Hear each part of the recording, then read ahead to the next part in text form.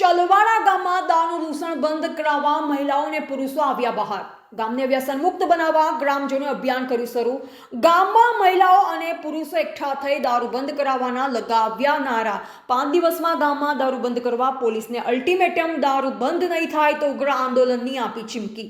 દિવસે કે રાત્રિના સમયે ગામમાં બહેનો દીકરીઓ નીકળી શકતી નથી તેમ ગ્રામજનો જણાવી રહ્યા છે. દારૂડિયા જાહેર માર્ગ પર બેફામ દારૂ પી પડ્યા રહે છે. ગામમાં 4 થી 5 જેટલા દારૂના અડ્ડા ચાલે છે જે પોલીસની રહેમ નજર હેઠળ છે. દારૂડિયા દારૂ પી જાય છે, ઘર ચલાવવું મુશ્કેલ છે. ગામમાં દારૂ વેચાણ સામે બોલીએ તો બુટલેગરો ધમકી આપે છે તેમ ગ્રામજનો જણાવી રહ્યા છે. મારું નામ કાજલબેન છે. ચલવાડા ગામમાં દારૂ બહુ જ વેચાય છે. ગામ ઘરે ઘરે અડ્ડા છે અને દારૂ બહુ જ વેચાય છે. અને દારૂવાળાના અડ્ડે જાય તો અમે ફરિયાદ લઈને જાય તો અમને એમ કહે છે કે તમે શું કરી લેશો. પોલીસવાળા કે શું કરી લેવું. અમને બધા એમ ધમકી આલે છે. ધમકી આલીને એમ કહે છે કે અમે તો દારૂ વેચવાના છે, તમારાથી જે થાય એ કરી લો. એટલે હવે અમે બહુ જ થાકી ગયા છો દારૂના લીધે.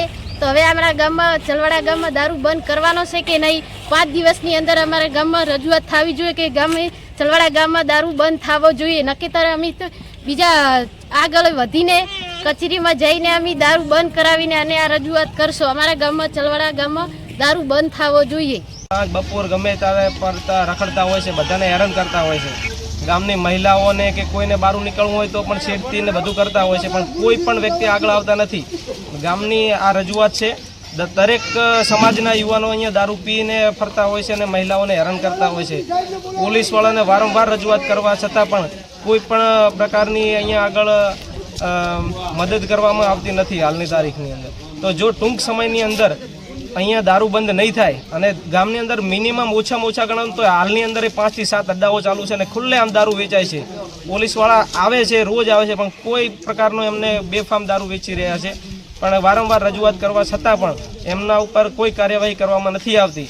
જો આવનારા 5 દિવસની અંદર જો દારૂનું બંધી કરવામાં નહીં આવે અને ન્યાય નહીં મળે મહિલાઓને તથા ગ્રામના યુવાનો બધા મળી અને કલેક્ટર કચેરીએ આવેદનપત્ર આપવામાં આવશે. અને જો એનાથી પણ જો આગળ અમારે કાર્યવાહી કરવી પડે તો એના માટે પણ અમે બધા ગામના યુવાનો તૈયાર છીએ.